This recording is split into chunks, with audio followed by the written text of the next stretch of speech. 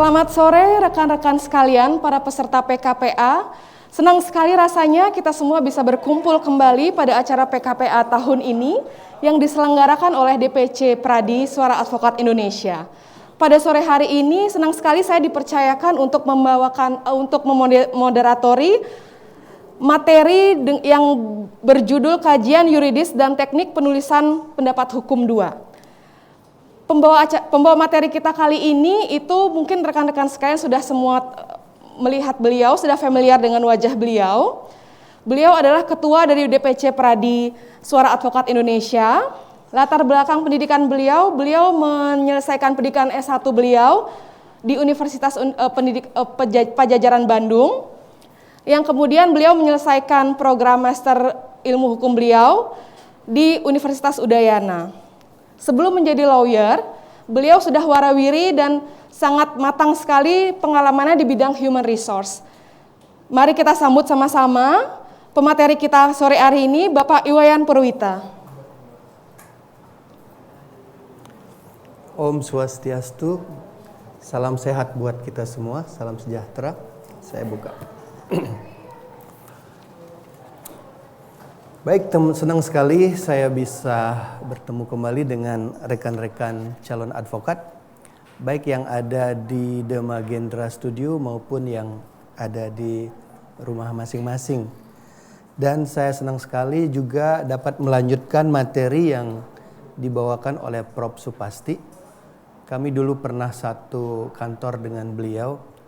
Beliau Associate Director dari CCLA, Center for Commercial Law and Education, and Economics, dan saya sendiri sebagai koordinator Lembaga Alternatif Penyelesaian Sengketa Bali, sekaligus juga sekretaris Badan Arbitrase Nasional Indonesia Bali. Jadi saya sudah sempat melihat materi beliau dan saya ingin melanjutkan dalam sisi yang lebih praktis karena beliau sudah membawa kita ke dalam diskusi tentang teoritis dan saya dari sisi praktisnya. Baik, saya akan berdiri. Rekan-rekan yang ada di studio maupun yang ada di rumah, mungkin pertanyaan pertama kalau boleh bisa dikasih mic sama peserta. Pertanyaan saya adalah mungkin dari depan, kenapa rekan-rekan ikut PKPA? Kenapa ikut PKPA? Ingin jadi apa? Baik, terima kasih Pak narasumber, Pak Ketua. Ingin ikut PKPA dari pribadi saya, sangat-sangat ingin menjadi seorang lawyer yang profesional. Baik, kalau saya lanjutkan pertanyaannya, kenapa ingin jadi advokat? Baik, saya ingin menjadi advokat karena saya berkecimpung di masyarakat dan saya mengalami persoalan yang menimpa diri saya sendiri. Nah, ternyata di situ saya membutuhkan seorang lawyer. Di situ saya tertarik, saya pasti harus menjadi lawyer. Jadi pernah mengalami masalah hukum gitu ya. Kemudian merasa kalau seandainya saya mengetahui sisi hukum, saya akan bisa menyelesaikan persoalan hukum itu sendiri. Oke, baik. Baik, sebelahnya wakil wanita. Ya, baik Bapak, perkenalkan nama saya Chandra. Saya berkeinginan menjadi lawyer karena seperti Bapak Agra sendiri, ini dialami oleh ibu saya sendiri, mempunyai permasalahan hukum perdata. Jadi kayak saya tuh mendengar cerita ibu saya jadi berniat bagaimana caranya saya untuk bisa membela seseorang yang berposisi seperti ibu saya, seperti itu. Ya, itu saja keinginannya. Ya. Di belakangnya satu lagi. Ya. Kenapa ingin jadi advokat? Ingin saya jadi advokat itu berawal dari waktu saya awal jadi maba, saya itu ikut National Moot Court Competition di UGM. Dan posisi saya saat itu, saat di peradilan semu itu, jadi kuasa hukum penggugat. Dari saya babak dari di kampus sampai saya ikut nasional, dari saya penyisihan sampai saya final, saya ditempatkan di posisi itu. Jadi dari sana ada ketertarikan tersendiri, karena saya cukup banyak belajar juga, sharing dengan lawyer-lawyer yang dikenal, karena kita membutuhkan itu. Jadi dari situ kayak pengen, kayak seru nih kalau jadi lawyer juga kayak gitu. Dari sana sebenarnya inspirasi saya kenapa saya pengen jadi lawyer. Nggak ada yang pengen jadi advokat supaya bisa kaya, nggak ada. Nggak ada ya. Tetapi dari hati yang paling dalam gimana? Kalau kaya itu bonus ya. Baik, terima kasih jawabannya. Jadi dalam hal ini jawabannya adalah relatif. Tidak ada yang salah dan tidak ada yang benar. Itu memang objektif, personal objektif dari yang bersangkutan.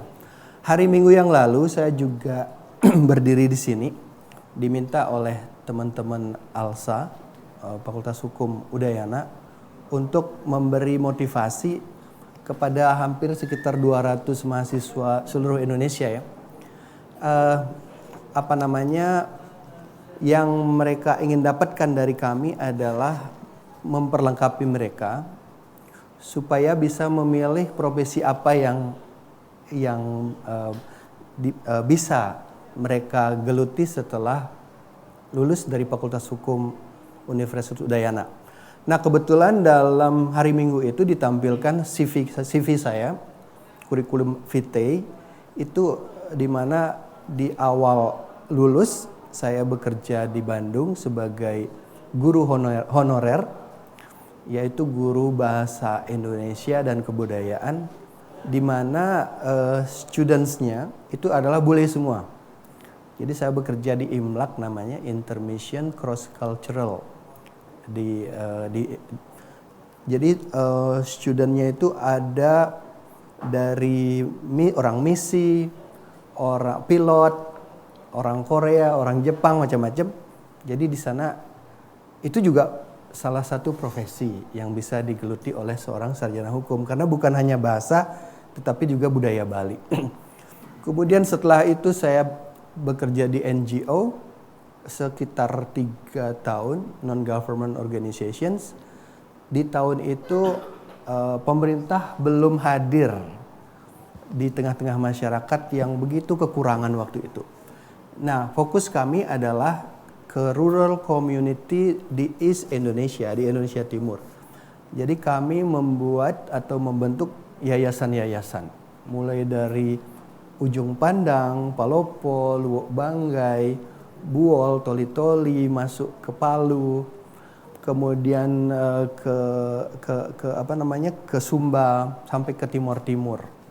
Jadi yang kami lakukan waktu itu adalah mengedukasi masyarakat supaya tumbuh jiwa bisnisnya. Kemudian kita beri grant, jadi berupa uang dengan bunga jauh di bawah bunga bank. Kemudian sistemnya adalah revolving credit. Jadi misalnya kita kasih grant untuk bercocok tanam, dia baru bayar setelah panen, atau dia membuat semacam peliharaan babi atau sapi atau ayam, jadi dia mulai bayar setelah panen. Dan dana itu di revolving, setelah kumpul kita kasih lagi. Nah, tugas saya adalah membuat proposal ke USAID, Australian Aid, Archbishop of Sydney, Tear Funds, Smith Stiftung di Jerman, di Belanda dan seterusnya. Dan mereka memberi kita grant tanpa bunga dan tanpa perlu mengembalikan. Yang dia perlukan adalah monthly report atau quarterly report ke lembaga itu. Nah, itu juga profesi. Jadi kita bisa ke NGO. Nah, setelah saya warawiru mengurus orang danda tutip miskin, saya realize bahwa saya juga masih miskin. Akhirnya saya berpikir, wah, saya harus melakukan sesuatu juga untuk diri saya. Akhirnya saya berkarir ke hotel. Mulai dari bawah. mulai dari clerk, mulai dari magang di Four Seasons waktu itu saya ingat. Karena saya bukan tamatan dari tamatan dari STP atau hospitality school ya. Jadi saya mulai dari awal. Magang 2 bulan, bosnya lihat bahwa orang ini tidak perlu lama-lama di hire. Menjadi yang paling dasar dulu di human resources. Tapi setiap tahun saya dapat promosi. Mungkin karena kita ada tamatan dari S1 dan knowledge kita lebih advance daripada yang D4 atau D3. Jadi cepat. Sehingga saya sampai ke Human Resources Manager itu cuman 3-4 tahun.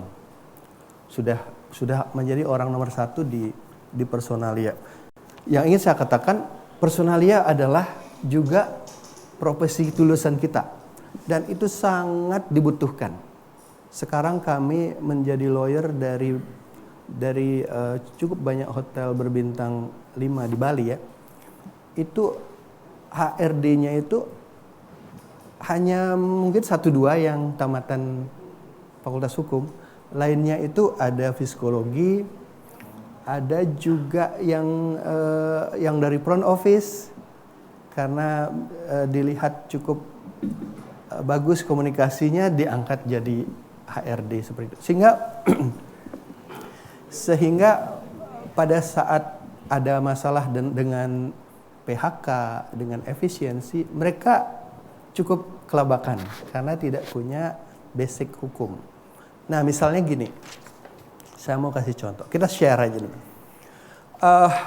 Bedanya kita dengan HRD hukum dengan HRD psikologi atau STP atau mana ya.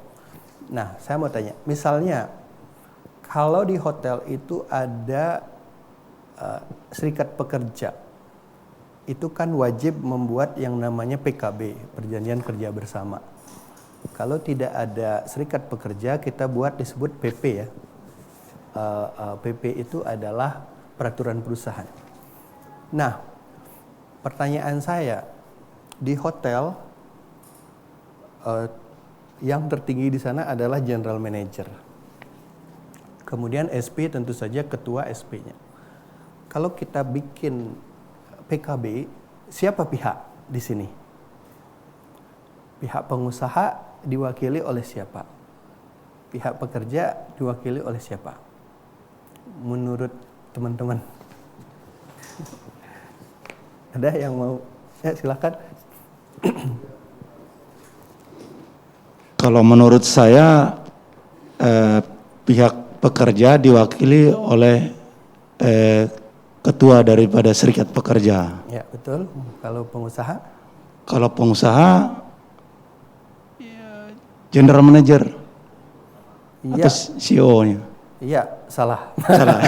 Nah, itulah yang sering dilakukan oleh teman-teman kita di hotel. Jadi sebenarnya secara legal itu salah. Karena legal entity seorang hotel, legal entity hotel atau badan hukum hotel adalah apa? PT, perseroan terbatas. Menurut undang-undang PT, siapa yang mewakili perseroan baik di dalam maupun di luar pengadilan? Direktur. Baik, kalau lebih dari 1 orang direktur utama ya. Tetapi kalau cuman ada 1 direkturlah seharusnya yang menjadi pihak pertama atau pihak yang mewakili perseroan pengusaha. Jadi antara PT dengan SPHSI. Nah, itu mulai hal yang dasar.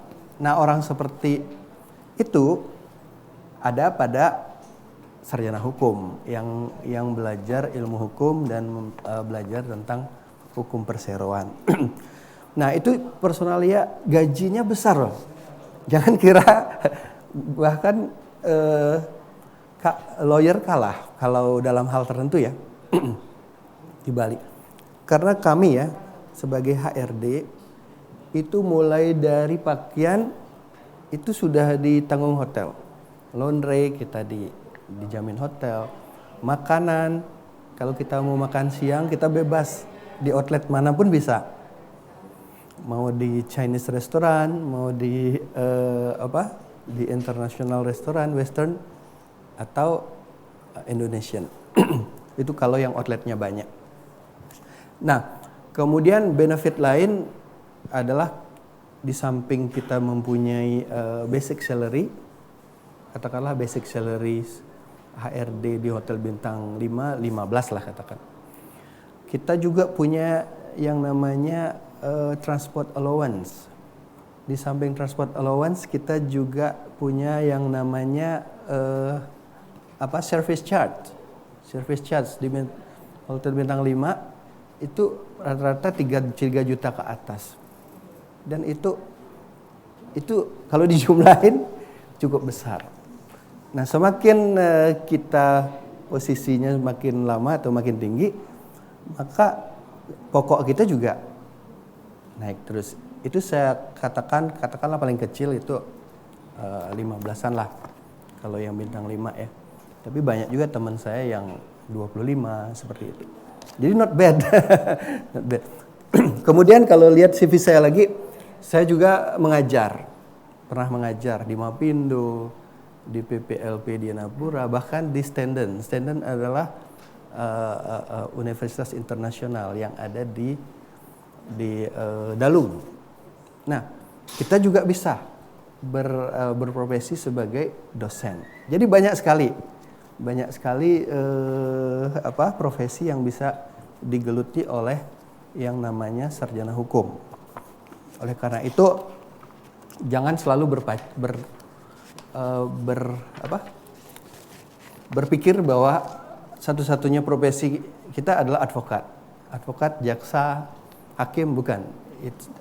Advokat adalah salah satu. Saya sendiri sampai menjadi advokat, saya menghabiskan waktu 12 tahun lebih di luar. Apakah saya menyesal? Enggak. Semua yang pernah saya geluti itu memberikan minimal experience dan pasti juga knowledge. Jadi bahkan saya bilang ke adik-adik mahasiswa kemarin, kalau Anda ingin menjadi advokat yang mumpuni ke depan, di mana ke depan saya rasa advokat itu akan tersegmen. Ada employment lawyers, ada family lawyer, kemudian ada property lawyer. Tidak seperti sekarang. Semua kita ambil. Perceraian kita ambil. Kemudian narkotik kita ambil, pidana kita ambil, perdata. Saya dulu ya terus terang seperti itu.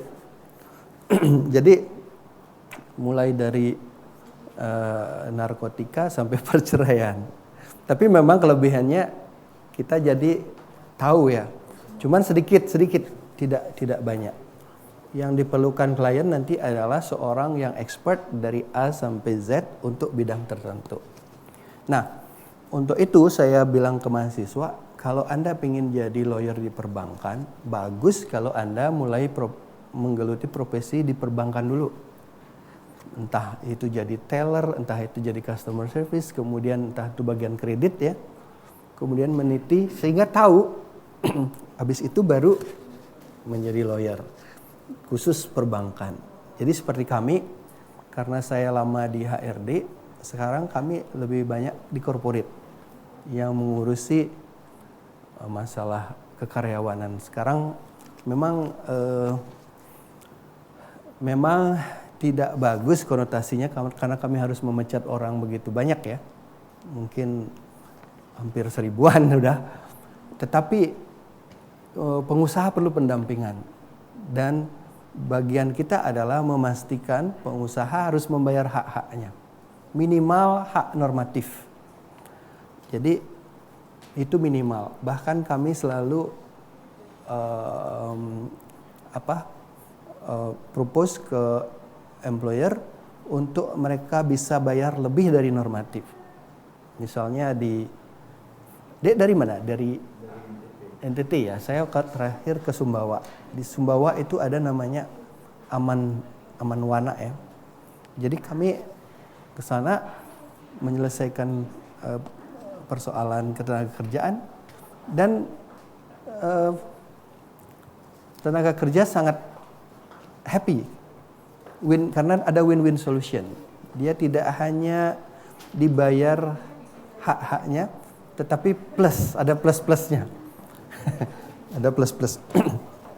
Baik, itu profesi juga. Dan tentu saja adalah advokat. Baik, sekarang saya mau tanya tentang produk advokat.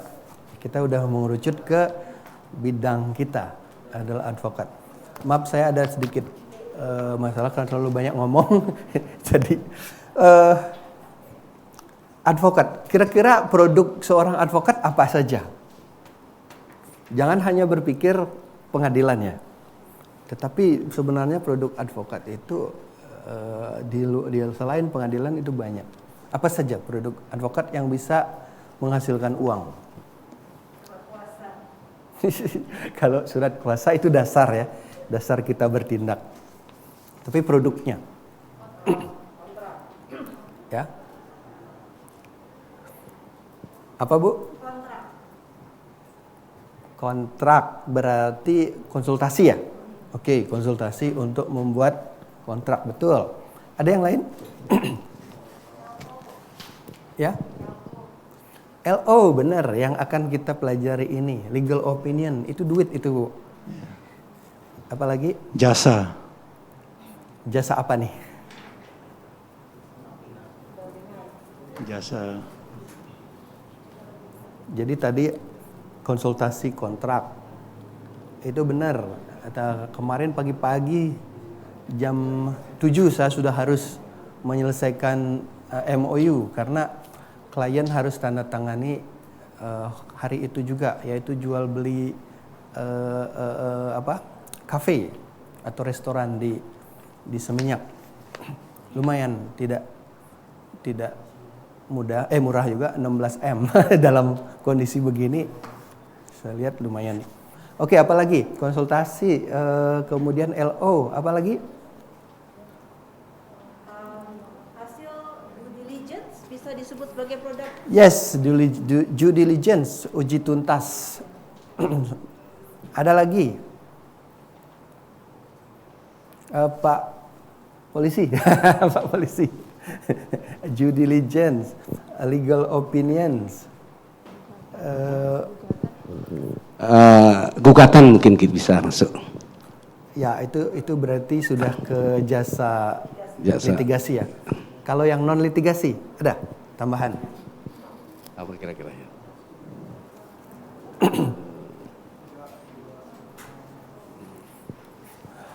Saya nggak tahu apakah nama saya di sana ada tercantum.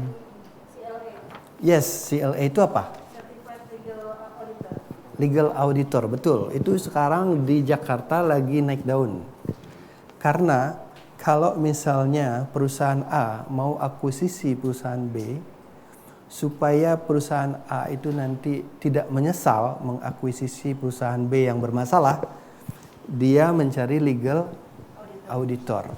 Legal auditor itulah yang mengaudit perusahaan B ini. Hasil dari legal audit itu apa? Yang membedakannya dia dengan legal opinion. Kira-kira apa? Betul, pengecekan.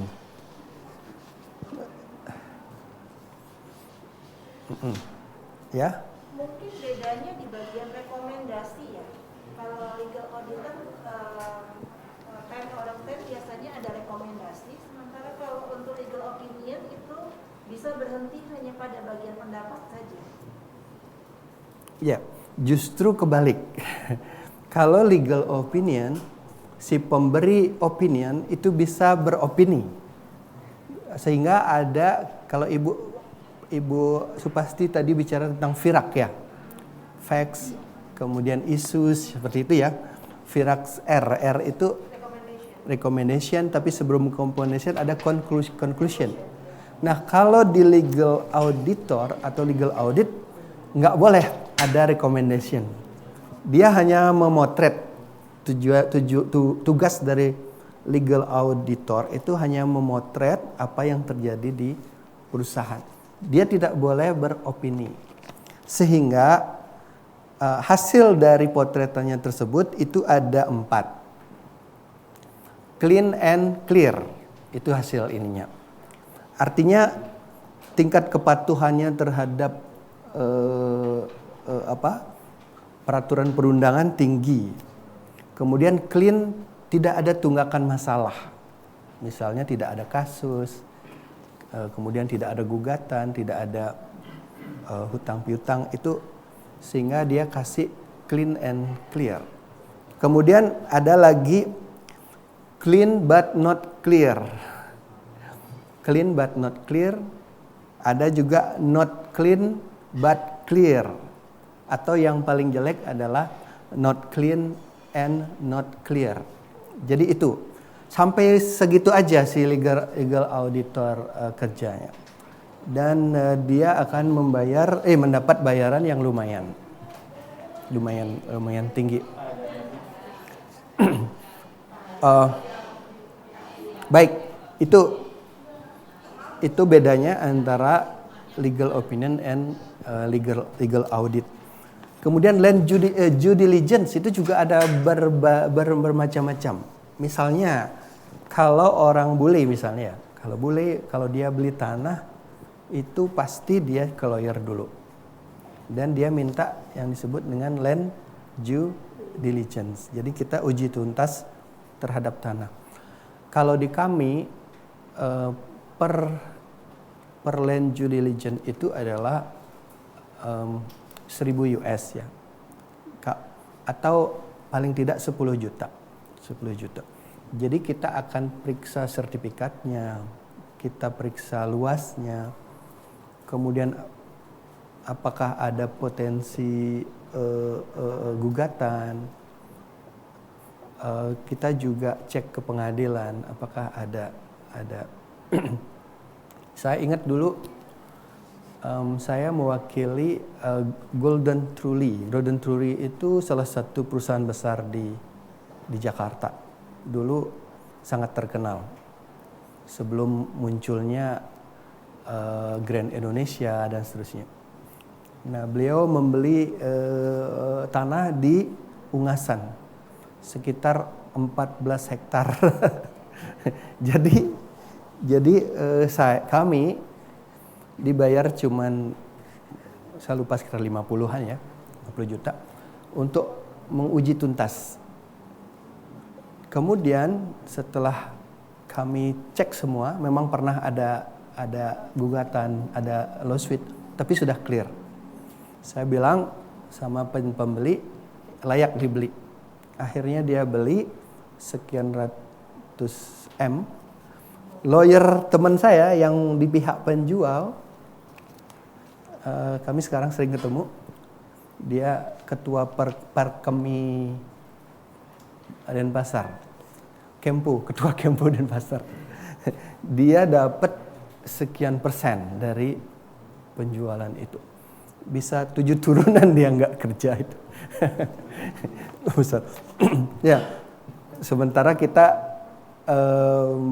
karena pihak hanya due diligence ya kita harus puas dengan.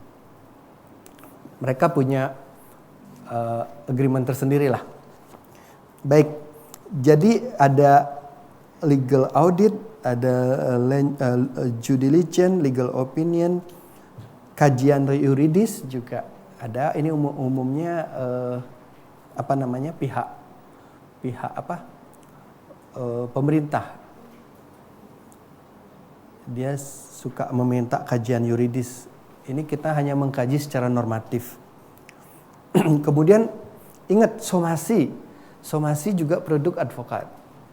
Sering sekali masyarakat salah kaprah karena dia pikir somasi itu adalah produk semua orang, sehingga dibuatlah pedagang mensomasi pedagang lainnya. Nah itu nggak bernilai. Harus lawyer, harus advokat yang membuat somasi. Karena misalnya untuk one prestasi, syarat untuk bisa mengajukan gugatan one prestasi adalah somasi, yaitu minimal dua kali. Jadi perintah membayar atau peringatan membayar itu menjadi dasar gugatan one prestasi. Baik, kita lanjut dulu.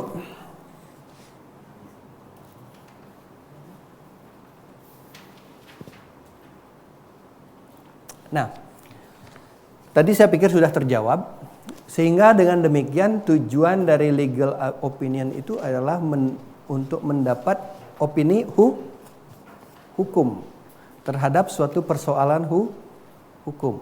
Jadi dengan demikian boleh nggak persoalan biasa non hukum dilakukan legal opinion? Pasti tidak ya. Namanya juga legal opinion, pasti ada persoalan hukum. Nah, rekan-rekan, saya ingin beri trik ya di sini ya. Bagaimana nanti kalau rekan-rekan sudah menjadi lawyer. Nah, umumnya lawyer itu dianggap maha tahu. Karena dianggap maha tahu, maka lawyer itu sangat pride, sangat merasa bangga dengan dirinya, sehingga tabu buat mereka untuk mengatakan tidak tahu. Malu dia mengatakan tidak tahu. Padahal sebagai manusia, siapa sih yang tahu segalanya? Kan nggak ada. Nah, caranya adalah salah satunya dengan legal opinion. Jadi kalau misalnya ada bule ke kantor saya, kemudian dia ingin konsultasi, dia akan bertanya, how much per hour ya, per hour. How much, berapa saya konsultasi per jam. Umumnya selama-lamanya orang memberi konsultasi itu 2 jam itu sudah lama banget. Dan bayaran kita itu maksimum di Bali ya, per jam itu 1 juta. Atau kalau boleh mungkin 100 US lah ya. 100 US 1.400.000. Jadi kita hanya dapat maksimal kalau itu 2 jam itu 200 US atau 2 juta. Tetapi dan ingat, kalau kita memberi opini salah, ini kan dia minta konsultasi nih. Jangan harap dia datang kembali. Dia akan justru mempromosikan yang negatif tentang kita. If you have a problem, don't go there. He don't know nothing. Dia akan bilang begitu. Dia akan menyesatkan kamu. Jadi saya akan bilang, oke, ketika dia menanya berapa per jam, saya akan bilang, kami di sini tidak memberikan verbal consultation, tetapi saya akan berikan kamu legal opinion, bilingual, Indonesia English atau English kalau dia minta. Di dalam legal opinion saya, kamu akan mendapatkan semua jawaban dari pertanyaanmu. Oleh karena itu, saya beri kamu waktu 15 to 20 minutes telling me what is your problem, what the problem is. Jadi kita hanya mencatat. Nah, setelah itu kita bikinkan dia legal opinion, dan untuk legal opinion itu kita bisa charge dia minimal 2,5 juta. 2,5 juta bahkan 5. Itu tergantung yang konsultasi. Kita bisa lihat kok dia itu punya duit apa tidak. dari apa namanya, gerak-geriknya. Nah, dan kelebihan kita adalah karena kita memberi legal opinion, tentu saja kita tidak memberikan dalam 1 hari. Kita akan berikan besok atau 2 hari kemudian. Nah, di sana kita bisa belajar dari buku, mencari pertanyaannya. Jadi kita bukan sok tahu, Tetapi akhirnya karena kita punya waktu untuk berpikir, jadi kita baca buku dan bayangkan kalau misalnya katakanlah paling rendah 2,5 juta the legal opinion. Kalau misalnya seminggu ada 2-3 yang minta, itu cukup untuk biaya kantor, ya cukup untuk biaya kantor. Sehingga yang lainnya sebagai ini kita.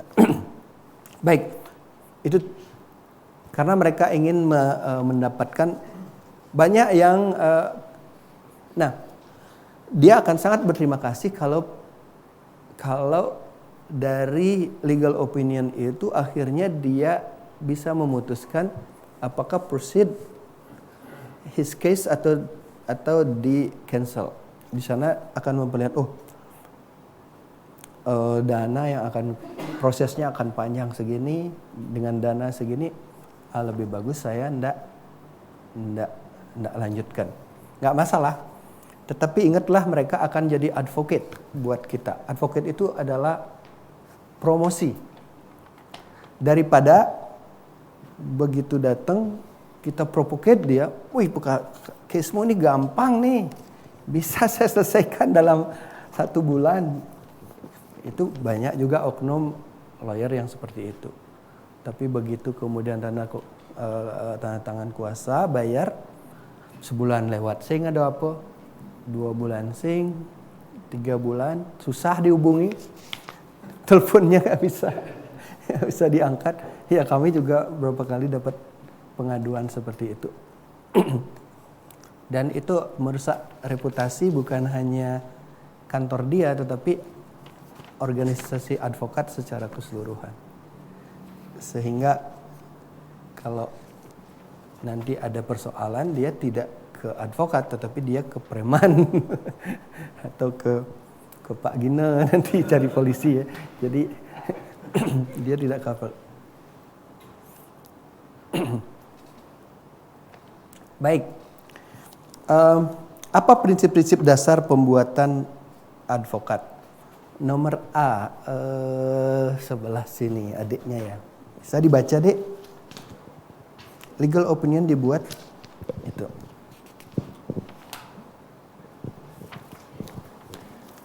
Legal opinion dibuat dengan berdasarkan pada hukum Indonesia. Advokat yang berpraktek dalam wilayah Republik Indonesia di mana hukum yang berlaku adalah hukum Indonesia, tidak berkompeten untuk menyampaikan pendapat hukum yang didasarkan pada hukum selain hukum Indonesia. Baik, terima kasih.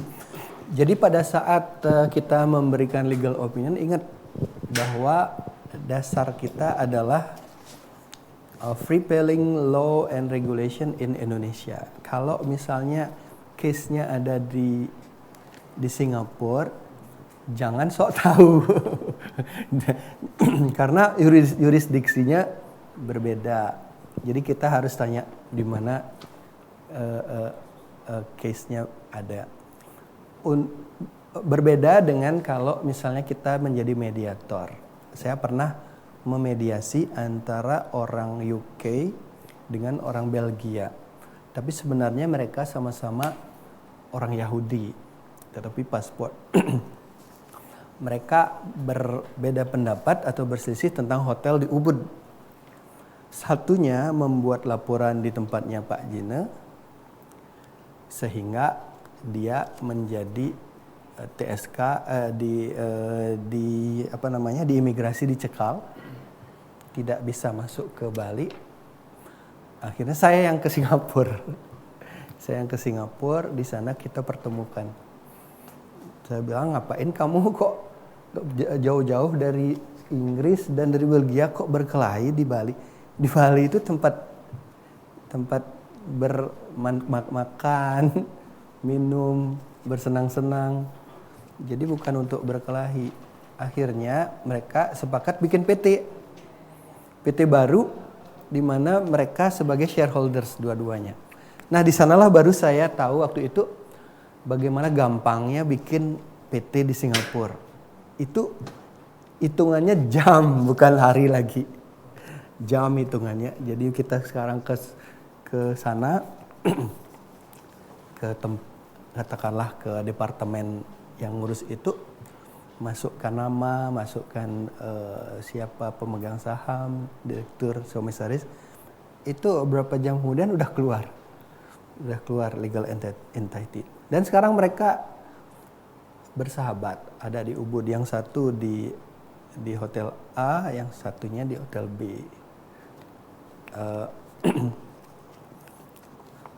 Nah, itu mediator. Kita bisa ke sana, tetapi kita tidak bicara tentang hukum Singapura ya, tapi tetap hukum Indonesia.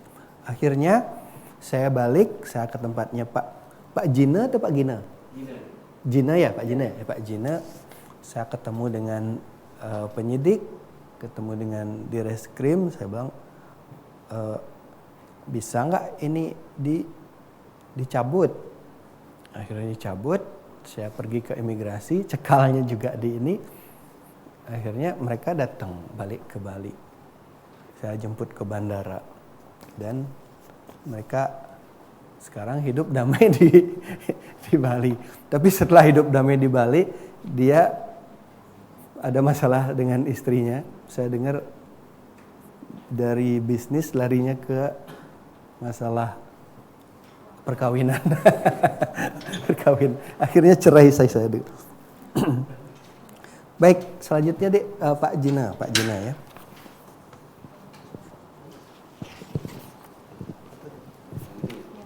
Yang B.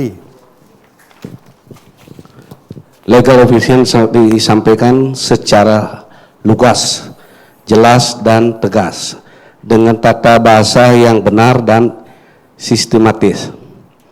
Legal opinion disampaikan secara lugas, jelas dan tegas. Artinya legal opinion tersebut harus mudah dipahami oleh klien atau bagi pihak yang membacanya, karena disampaikan dengan bahasa yang baik dan sistematis serta legas, maka legal opinion tersebut tidak menimbulkan tafsiran berganda dan diharapkan melalui legal opinion tersebut terciptalah suatu kepastian hukum untuk konsumsi warga negara asing dapat dibuat dalam dua bahasa.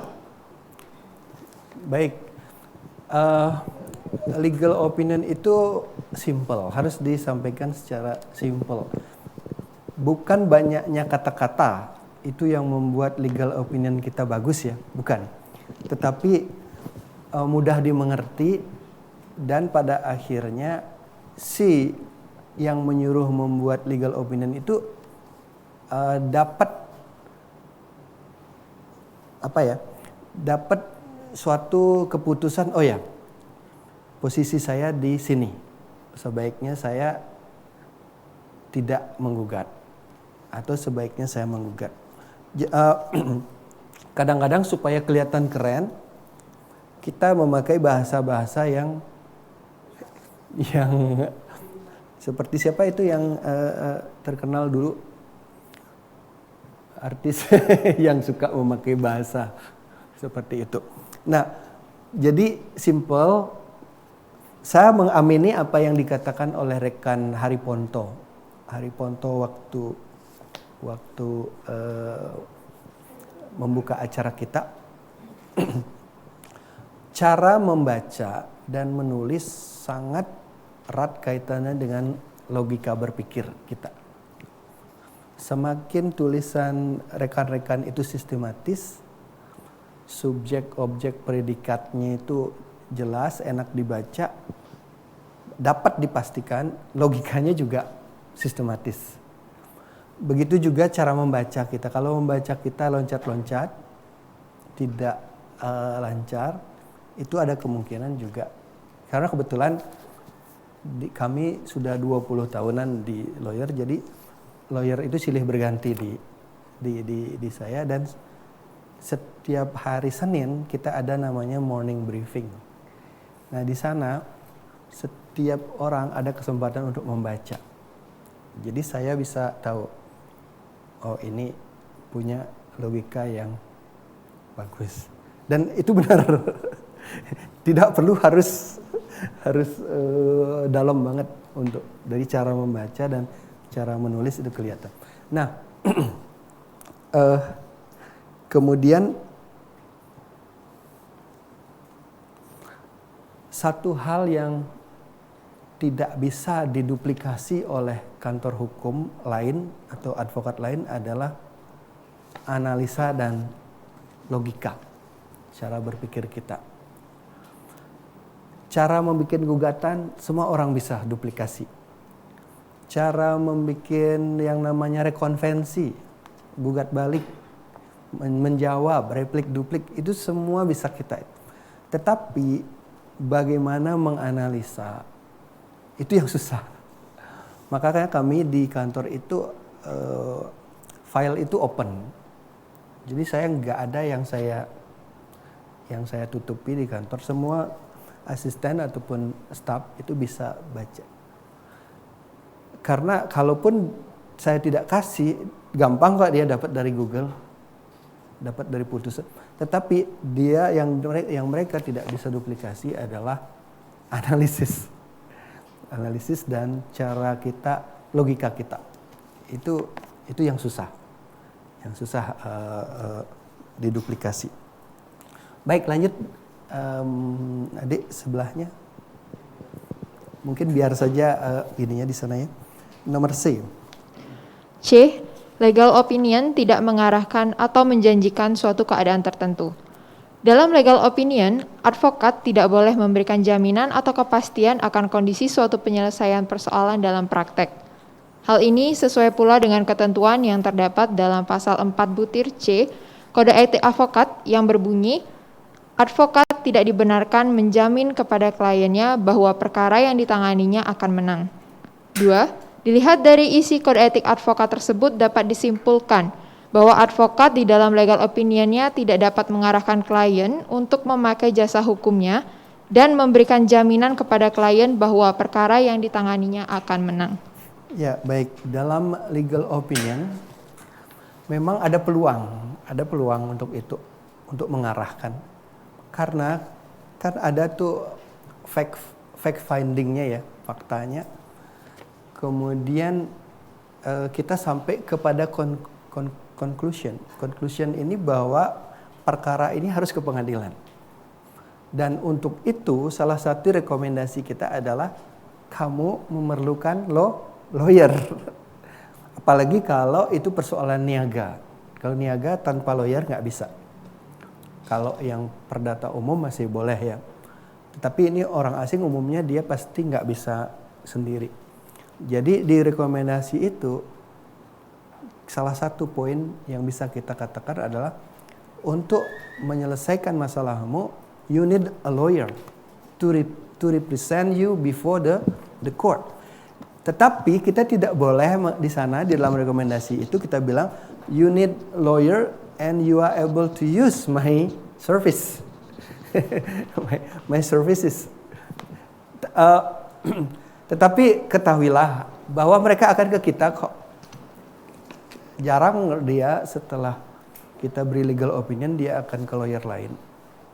Justru dengan kita memberi rekomendasi yang fair, dia melihat bahwa kita itu bukan lawyer yang apa istilahnya? Apa istilahnya, Bu? Yang hanya mementingkan uang. Apa?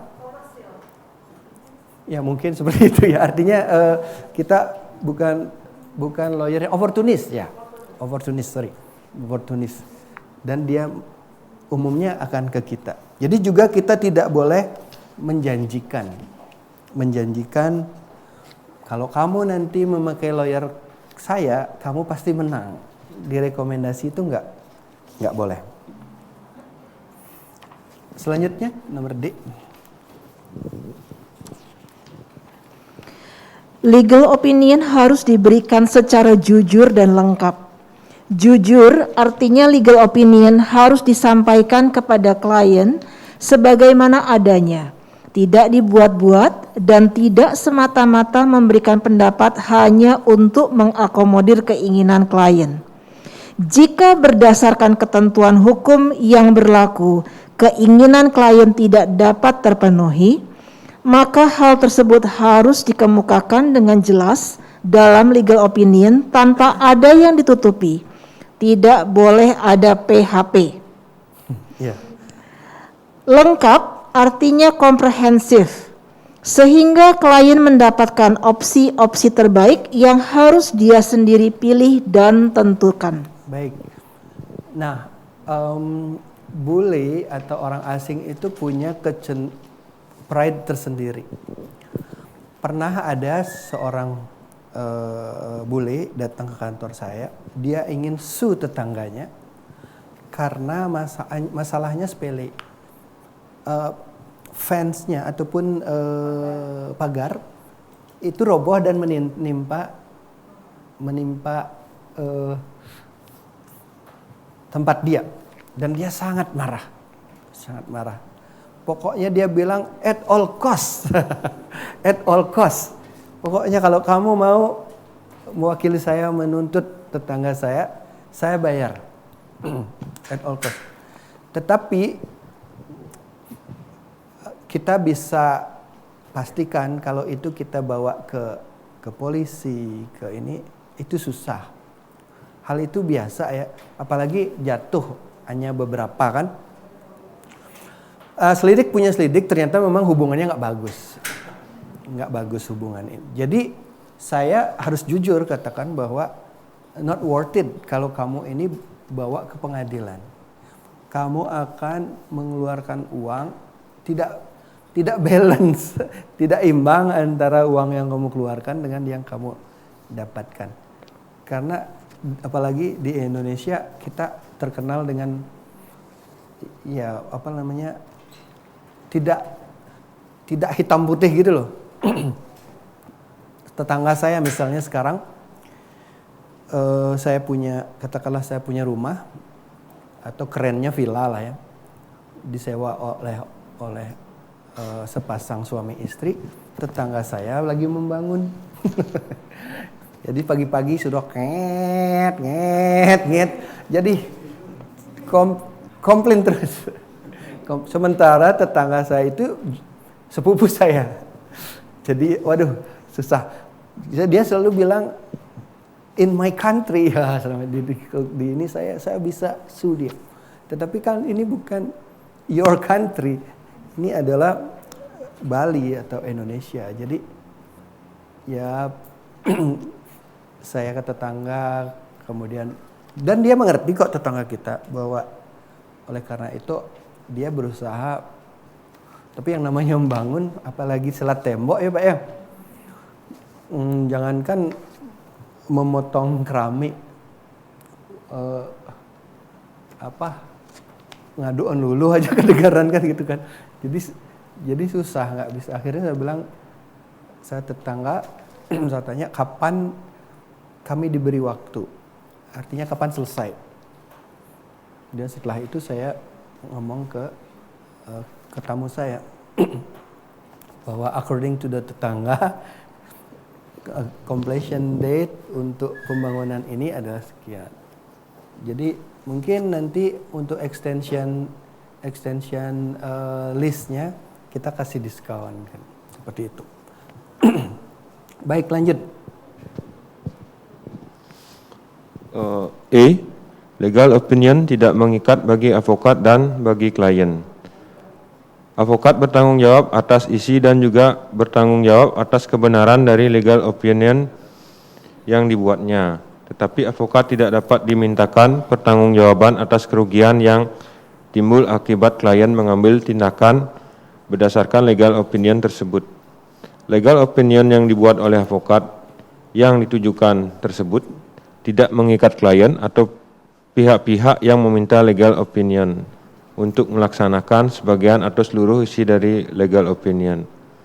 Keputusan untuk mengambil atau tidak mengambil tindakan berdasarkan legal opinion sepenuhnya tergantung dari klien yang bersangkutan dan menjadi tanggung jawab dari pengambil keputusan. Ya, baik. Sisi bagusnya adalah legal opinion itu kesalahan dalam memberi legal opinion kita tidak bisa dituntut. Tetapi nama kita akan tercoreng. Jadi jangan sampai kita salah memberi legal opinion. Pernah dengar ada satu gugatan di Jakarta, dia menggugat law firm yang cukup besar, 100 besar di Indonesia. Dia kalau nggak salah nomor berapa ya, cukup tinggi rankingnya dia. Salah memberi legal opinion, dia digugat oleh kliennya. Kebetulan law firm ini adalah corporate lawyer. Terakhir kami berhubungan dengan law firm ini karena ada klien dari Korea yang ingin membuat duty free di Bali, dan itu sudah deal. Jadi pebisnis di Korea memakai lawyer ini yang di Jakarta ini. Jadi saya dipakai oleh pebisnis di Indonesia. Jadi kami beberapa kali ketemu di Jakarta. Ternyata senior lawyer di law office yang terkenal ini adik kelas saya. Adik kelas saya di Pajajaran. Walaupun adik kelas, dia nggak akan ngikutin saya kalau kita beda opini, dan kita berbeda opini dalam beberapa hal. Sampai saya membawa notaris dari Bali ke Jakarta untuk menjelaskan itu, tapi tetap dia nggak mau terima karena pegangan mereka law firm yang di Jakarta itu adalah by books. Jadi bukunya tidak ngomong begitu. Padahal facts-nya, faktanya di lapangan buku itu udah nggak kepake. Misalnya gini, kalau dulu kalau kita membuat legal entity, membuat PT, katakanlah dari modal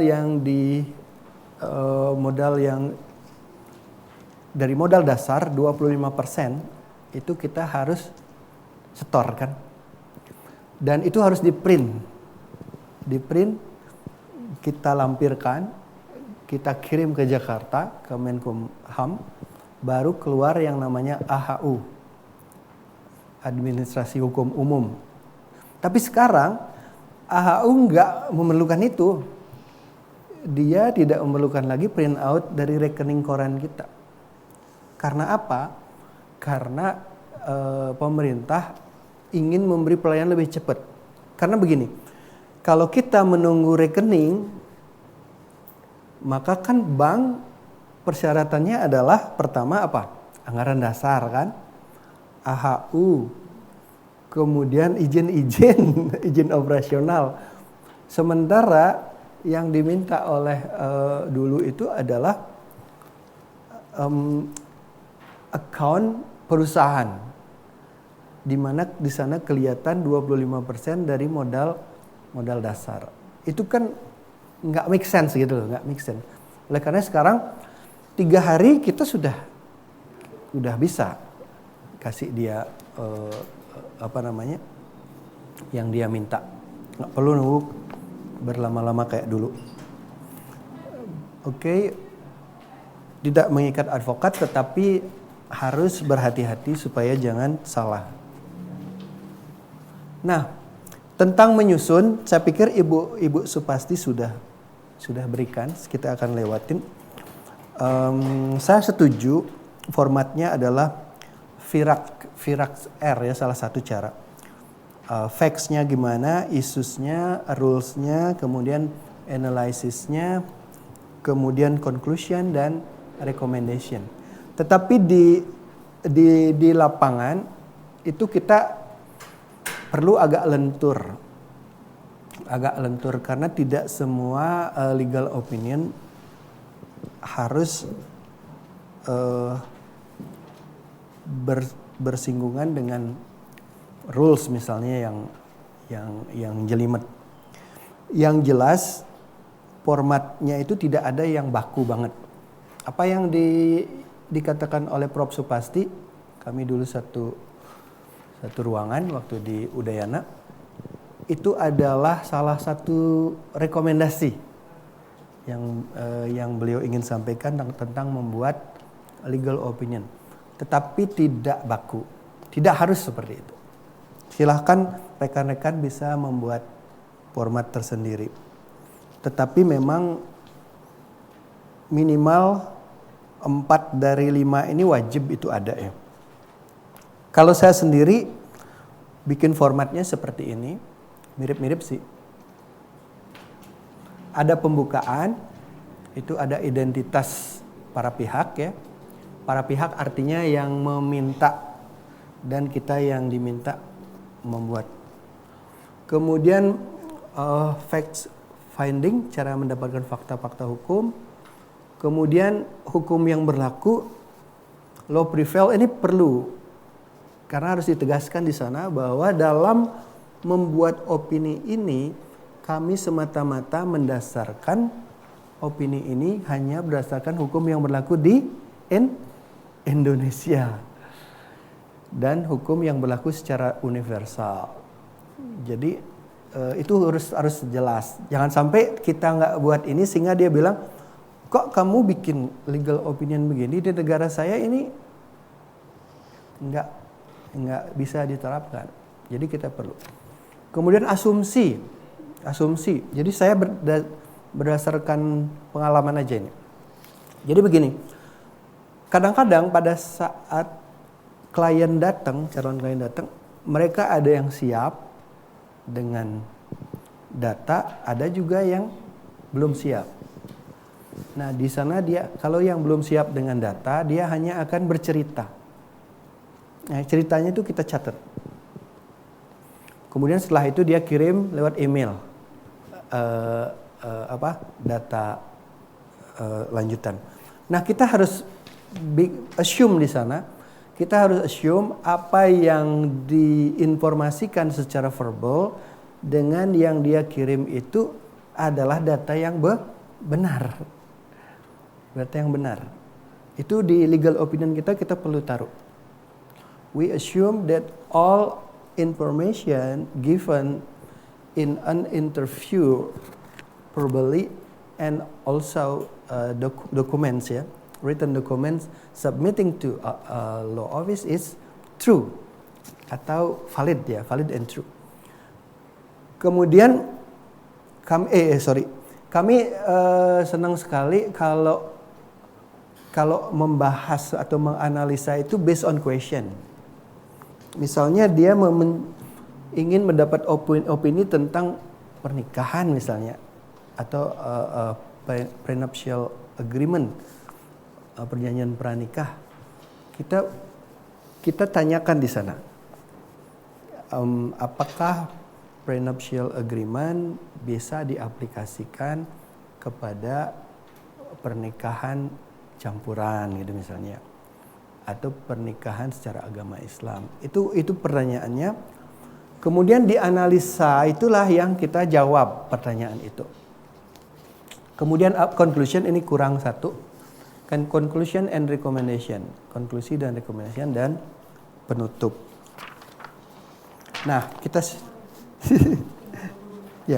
secara cepat sekarang dicontoh. Nah, ini contoh.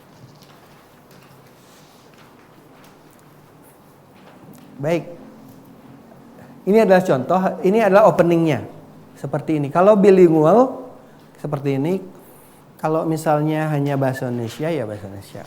Bahwa pendapat hukum ini dibuat pada hari apa, tanggal berapa, berdasarkan permohonan. Apakah lisan atau by email atau apa, siapa yang meminta, berkaitan dengan apa. Kemudian berikutnya, bahwa untuk kepentingan pembuatan pendapat hukum telah dilaksanakan penggalian data-data dan keterangan melalui tadi salah satunya wawancara, yang kedua adalah penelitian dan pengkajian atas dokumen-dokumen yang diserahkan kepada kantor kita. Kemudian penelitian dan literatur kepustakaan terkait dengan pendapat hukum. Kemudian setelah itu ini komposisi. Nah, law prevail yang saya maksud dia seperti ini.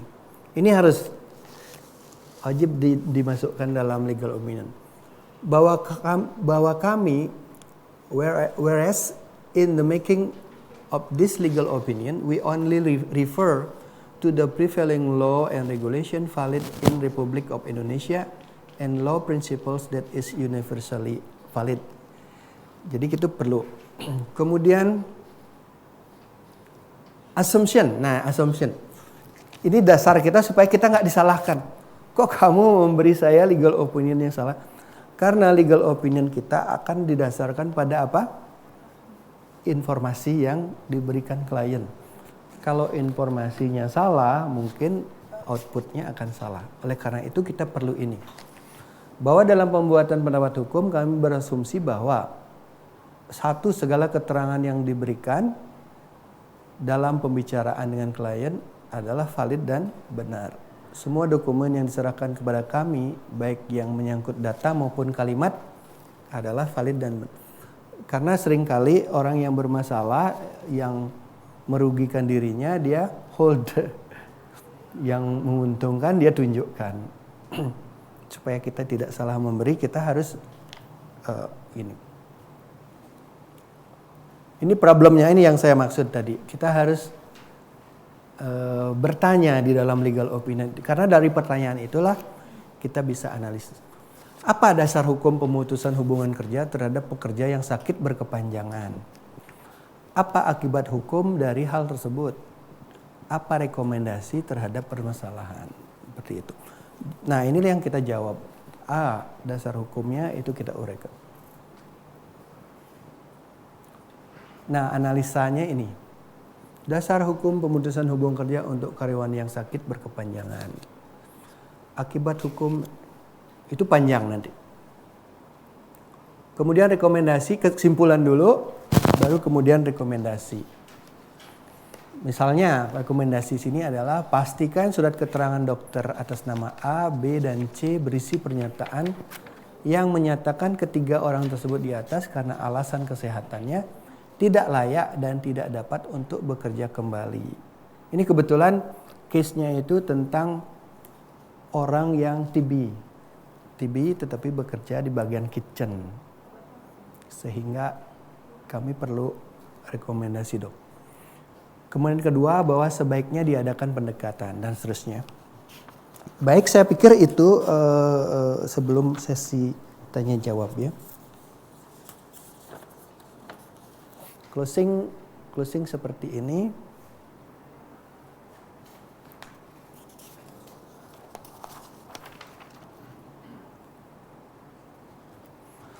Pendapat hukum ini dibuat hanya untuk kepentingan klien yang dalam hal ini adalah siapa, dan tidak untuk diberikan kepada pihak lain untuk tujuan tertentu, juga tidak untuk dikutip sebagai dokumen publik atau dipertunjukkan kepada badan pemerintah atau perseorangan lainnya tanpa persetujuan tertulis dari kantor hukum WPA Bali Law Office. Ini orang asing ini sangat taat sama yang ini. Kalau dia ingin mengutip pasti dia telepon. Ya. Baik, sekian, kalau ada pertanyaan silahkan. Baik, itu tadi pemaparan materi dari Bapak Wayan Purwito. Kita lanjutkan, kita masih punya waktu sekitar 16 menit. Kita mulai dari dua penanya dahulu, jadi satu dari peserta di studio dan satu dari peserta yang dari rumah. Mungkin bisa diawali dari Ibu, silahkan Ibu pertanyaannya. Terima kasih Ibu Mediator. Saya punya dua pertanyaan Pak Purwito. Yang pertama, kalau melihat dari closingnya yang di situ disebutkan bahwa pendapat hukum ini hanya dibuat untuk kepentingan klien, satu klien, berarti hasil dari mediasi tidak termasuk legal opinion, Pak. Itu yang pertama. Pertanyaan yang kedua adalah legal opinion yang dibuat dalam dua bahasa. Perlukah yang dalam bahasa asing itu dilakukan oleh seorang sworn translator atau penerjemah tersumpah, atau cukup advokatnya saja? Apakah itu sudah bisa dipertanggungjawabkan validitinya? Terima kasih. Ya, baik. Bu, siapa Bu? Paulina, Bapak. Bu Paulina. Bu Paulina. Mungkin dari rekan-rekan peserta di rumah belum ada. Oke, kita mulai dari jawab pertanyaan dari Bu Paulina dulu, Pak ya. Ya, Ibu, jawabannya sangat simpel. Legal opinion itu pasti untuk one party. Jadi one party. Jadi bisa jadi nanti itu adalah calon penggugat, bisa jadi calon tergugat. Jadi otomatis itu tidak ada mediasi. Jadi legal opinion kita berikan sebelum mereka mengambil keputusan apakah ke pengadilan atau ke polisi atau tidak. Kemudian tentang translation, kalau kita sudah bikin bilingual, itu tidak perlu ke sworn translator karena itu kita tanda tangani bersamaan. Jadi dua-duanya memiliki memiliki power yang sama, Indonesia dan kecuali kalau misalnya ibu hanya kasih dalam Indonesian version, kemudian setelah itu dia minta Englishnya, nah itu perlu sworn translator. Ya. Baik, itu tadi untuk rekan-rekan peserta yang di rumah itu mungkin bisa mengajukan pertanyaan via kolom chatnya atau bisa berinteraksi langsung, bisa di unmute mikrofonnya gitu. Sambil menunggu pertanyaan dari rekan-rekan di rumah, mungkin rekan-rekan di studio ada pertanyaan terkait materi kali ini? Karena sebetulnya materi ini sangat berpeluang sekali untuk advokat begitu Pak ya. Ya. Tapi juga saya ingatkan bahwa nanti dinner kita hanya 30 menit. Jadi kalau memang mau pakai waktu ini sedikit untuk supaya dinner tambah panjang, boleh juga kita akhiri. Iya. Ya kalau nggak ada. Ada lagi mungkin pertanyaan dari rekan-rekan di rumah? Tidak ya? Dari di studio? Sudah cukup? Sudah Baik. cukup. Juga sekedar promosi bahwa the next speaker kita Pak Pasa Suardika adalah kolega kami karena beliau juga adalah seorang advokat sebelum menjadi politisi dan kebetulan di S2 kami satu angkatan di S2 dan nanti kita akan dengarkan beliau setelah dinner ya. Setelah dinner. Baik, itu tadi pemaparan materi tentang kajian yuridis dan teknik penulisan pendapat hukum oleh Bapak Iwayan Purwite. Setelah ini rekan-rekan bisa lanjutkan dengan dinner sambil menunggu materi selanjutnya yang akan dibawakan oleh Bapak Pasa Suardika. Mungkin itu saja dari saya. Terima kasih banyak Pak Iwayan Purwite, terima kasih banyak para peserta. Dan jangan lupa tetap menjaga kesehatan, itu yang paling penting ya. Selamat sore.